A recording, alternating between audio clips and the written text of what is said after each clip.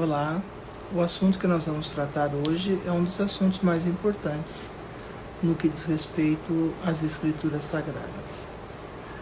Trata-se da questão que envolve a identificação perfeita e correta do Messias de Israel, um rabino judeu, fariseu, que durante o século I transmitiu a sua mensagem gloriosa a todo o planeta, eu diria até a todo o universo, por que não?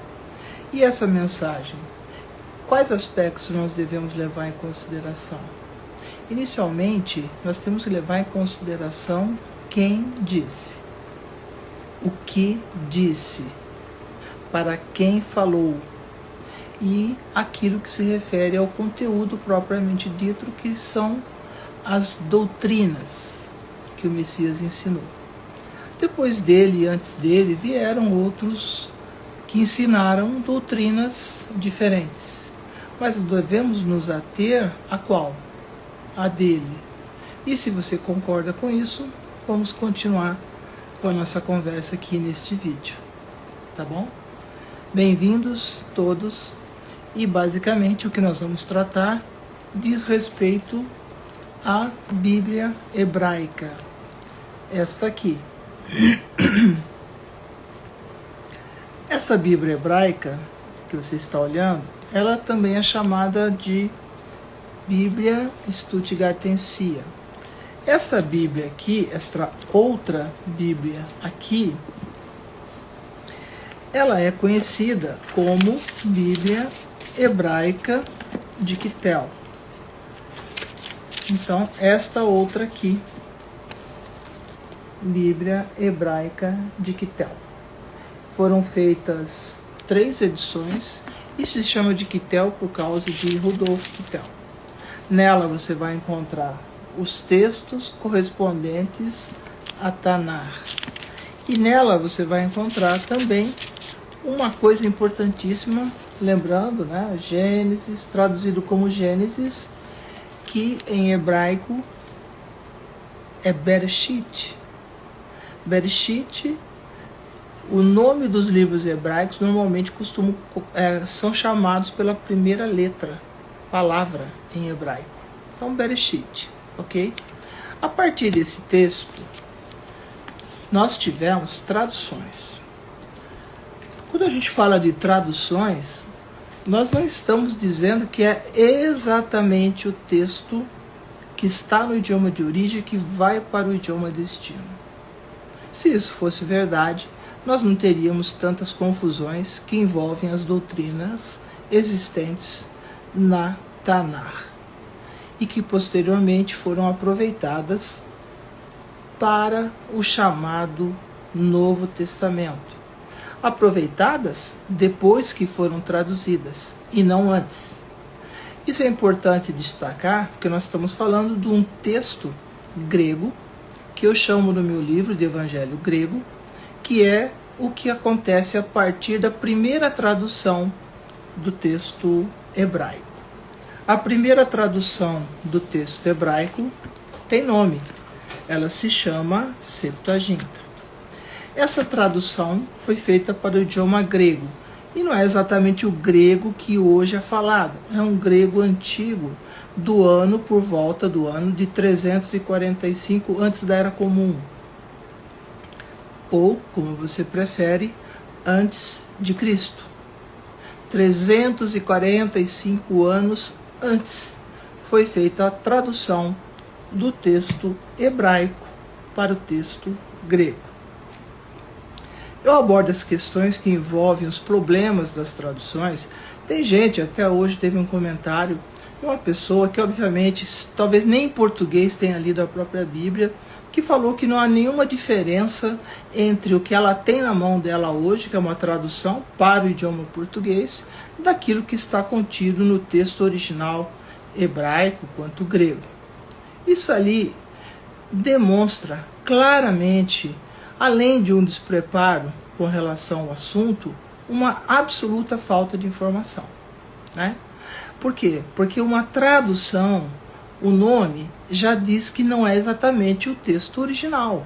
Por isso ele se chama traduzido.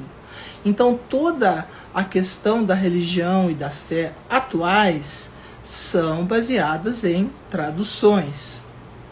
Isso tem implicações sérias. Hoje nós vamos tratar daquela que é uma das mais importantes, mais significativas, mais relevantes e que se encontra em todo o texto, mesmo o texto traduzido, não com as exatas palavras dos textos originais, evidenciando uma coisa que se chama, que nós vamos encontrar em João 3,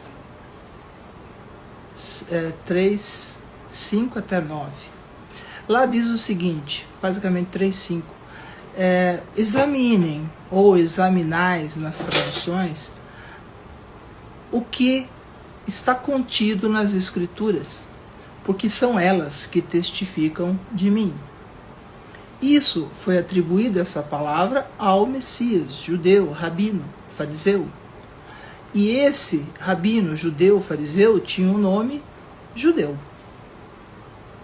O nome dele não era grego, o nome dele não era português, nem inglês, nem francês, nem italiano, nem espanhol, nem tibetano, nem nenhum outro idioma. Porque também em Atos nós encontramos nas palavras atribuídas a Pedro que não há nenhum outro nome debaixo do céu dado aos homens, pelo qual importa que sejamos salvos.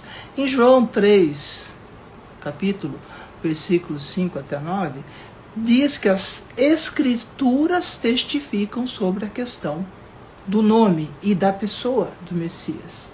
Lembrando que em hebraico, nome significa pessoa, de tal maneira que se você muda o nome, você está falando com outra pessoa.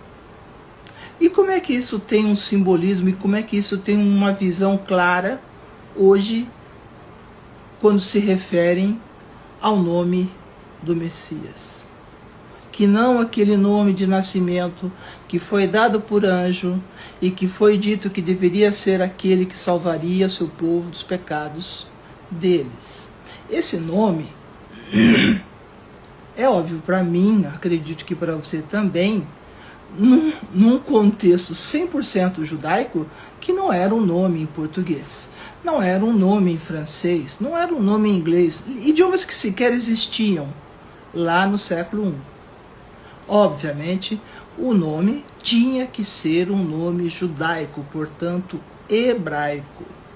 Esse nome não existia naquele período do século I, registros do tipo certidão de nascimento como temos hoje. Mas se houvesse, seria colocado esse nome hebraico na certidão de nascimento do Messias. Tudo isso eu estou enfatizando para deixar muito claro para você que existe uma questão da importância do nome. E não apenas a importância do nome do Pai, que também é hebraico, que é o tetragrama, que eu já expliquei em vários vídeos aqui para vocês. Não é somente isto. É importante entender que o nome isola, separa, define, determina, esclarece de quem se está falando, da pessoa sobre a qual nós dissemos, da pessoa sobre a qual existe aquele nome. Entender isso ajuda muito, muito. E entender isso, você vai compreender que nas traduções, até o nome foi traduzido. Deveriam traduzir a história, o contexto, os relatos, mas por que traduzir o nome? E por que você acha que isso não faz diferença para você, se já foi dito e na Escritura o tempo todo, que o nome deverá ser chamado e lembrado de geração a geração, lá no que vocês chamam de Antigo Testamento. E também no Novo Testamento, os próprios textos definem a importância do nome. E aí vem a questão mais atual. Você possivelmente esteja acostumada a utilizar um nome na crença de que você está se dirigindo ao verdadeiro Messias. Observe.